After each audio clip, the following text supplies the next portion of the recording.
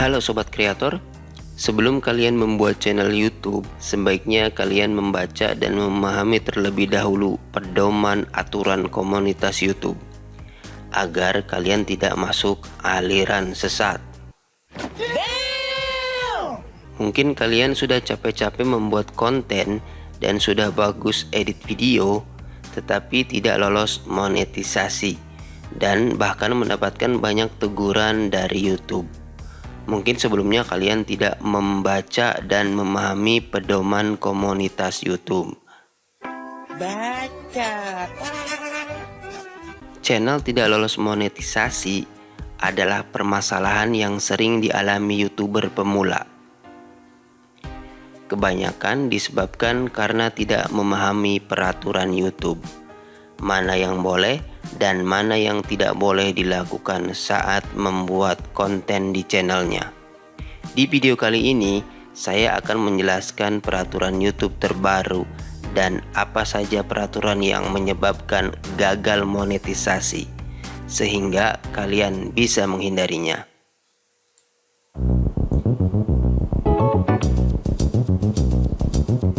Update peraturan YouTube terbaru pertama adalah syarat monetisasi konten anak. Sejak November 2021, tidak semua konten anak bisa dimonetisasi. YouTube menyebutkan bahwa konten anak berkualitas rendah tidak dapat dimonetisasi, dan jika channelnya sudah dimonet, maka bisa terjadi dismonetisasi karena update peraturan ini. Konten anak yang berkualitas rendah antara lain konten yang komersial.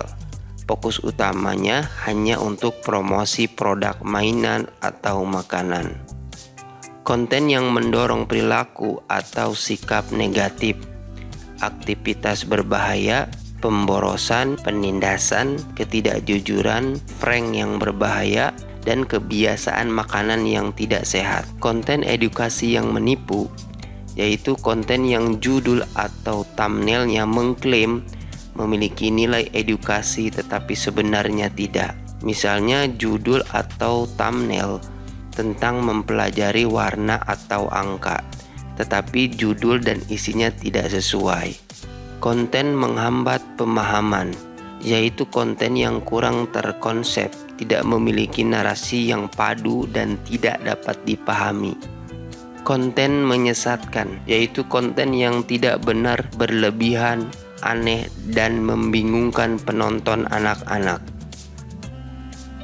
Penggunaan karakter anak-anak secara aneh, yaitu konten yang menampilkan karakter populer dalam situasi yang tidak pantas. Misal, Spider-Man mencuci baju. Update peraturan YouTube terbaru yang kedua adalah segmen video otomatis. Segmen video memungkinkan penonton melompat ke bagian tertentu pada video jika di deskripsi video terdapat keterangan segmen seperti ini. Jika kita klik, maka kita akan bisa langsung lompat ke video selanjutnya tanpa harus nonton segmen sebelumnya. Fitur ini bisa diaktifkan secara manual dengan menuliskan menit, titik 2, lalu keterangan segmen di kolom deskripsi. Sekarang fitur ini juga bisa kita aktifkan secara otomatis. Caranya, buka Google Chrome, ketik youtube.com, lalu pilih YouTube Studio, pilih konten, lalu klik judul video yang mau ditambahkan segmen otomatis. Scroll ke bawah, pilih tampilkan lebih banyak, pilih BAB otomatis atau bab otomatis, lalu checklist, lalu klik dan simpan. Maka YouTube akan membuat segmen secara otomatis. Update peraturan YouTube terbaru yang ketiga adalah syarat tab komunitas. Sebelumnya, sebuah channel bisa mengaktifkan sebuah tab komunitas setelah memiliki 1000 subscriber. Nah, Sobat Kreator, sekarang postingan komunitas sudah bisa dimiliki sebuah channel yang memiliki lebih dari 500 subscriber. Untuk channel yang baru saja mencapai 500 subscriber, perlu hingga 1 minggu untuk mendapatkan akses ke postingan komunitas. Update peraturan YouTube terbaru yang keempat adalah batas upload thumbnail. Sebelumnya tidak ada batasan yang bisa diupload dalam sehari. Sekarang YouTube membatasi jumlah thumbnail yang bisa diupload channel dalam waktu 24 jam. Batas maksimum thumbnail yang dapat diupload berbeda-beda tiap channel, tergantung jumlah subscriber, jumlah pelanggaran peraturan YouTube yang pernah dilakukan.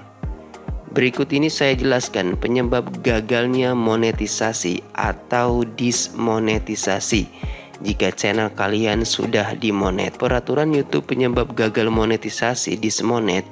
Yang pertama ada konten berulang.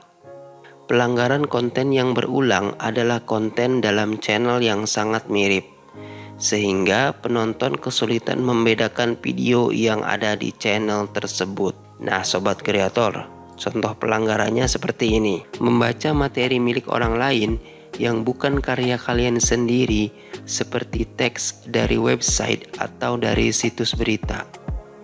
Kemudian lagu yang dimodifikasi sehingga nada dan temponya berubah tetapi tetap identik dengan lagunya. Konten berulang yang mirip atau tidak berfaedah, tidak ada edukasi dan rendah kualitas komentar atau narasinya.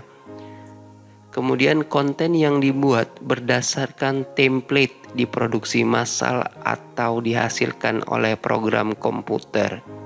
Lalu slideshow gambar dengan teks tanpa narasi yang sedikit, tanpa narasi komentar atau nilai edukasi. Peraturan YouTube penyebab gagal monetisasi yang kedua adalah konten yang digunakan ulang, yaitu channel yang melakukan re-upload konten dari channel lain tanpa menambahkan komentar baru atau nilai edukasi yang signifikan. Peraturan ini berlaku meskipun kita mendapatkan izin dari kreator aslinya. Contoh pelanggaran yang terdeteksi sebagai konten yang digunakan ulang. Yang pertama, klip yang menampilkan berbagai momen di acara favorit yang diedit menjadi satu dengan sedikit atau tanpa narasi. Yang kedua, video singkat yang kita kompilasi dari situs media sosial seperti Facebook, Instagram, atau TikTok. Yang ketiga, koleksi lagu dari beragam artis meskipun kita telah mendapatkan izin dari mereka. Yang keempat, konten re-upload dari video channel lain. Yang kelima, promosi konten lain meskipun telah mendapatkan izin. Peraturan YouTube penyebab gagal monetisasi yang ketiga adalah invalid traffic, yaitu tindakan penipuan berbagai cara buatan untuk meningkatkan view video. Contohnya, yang pertama, teman atau kontak yang memutar video playlist panjang hari sehingga meningkatkan traffic iklan karena iklan ditampilkan di video tersebut. Dua, meminta mengumumkan penonton bahwa sebaiknya mereka menonton atau mengklik iklan di video tertentu untuk meningkatkan traffic iklan sehingga meningkatkan pendapatan iklan. 3. Program bot otomatis, yaitu pihak ketiga untuk memanipulasi traffic iklan. Yang keempat, mengklik iklan yang muncul di video sendiri. Berikut ini adalah beberapa peraturan dan pelanggaran YouTube penyebab dismonetisasi, namun tidak terdeteksi otomatis oleh YouTube, tetapi harus dilaporkan terlebih dahulu oleh penonton. Konten yang menawarkan penjualan view, like, comment, atau data YouTube lainnya. Konten sub for sub, termasuk menawarkan subscriber ke channel kreator lain semata-mata agar mereka subscribe balik ke channel kita. Biasanya disebut konten sub for sub. Mempromosikan penjualan subscriber, konten yang menautkan atau mempromosikan layanan pihak ketiga yang dapat meningkatkan jumlah view, like, dan subscriber, atau konten yang menampilkan kreator yang membeli view dari pihak ketiga dengan tujuan untuk mempromosikan layanan tersebut.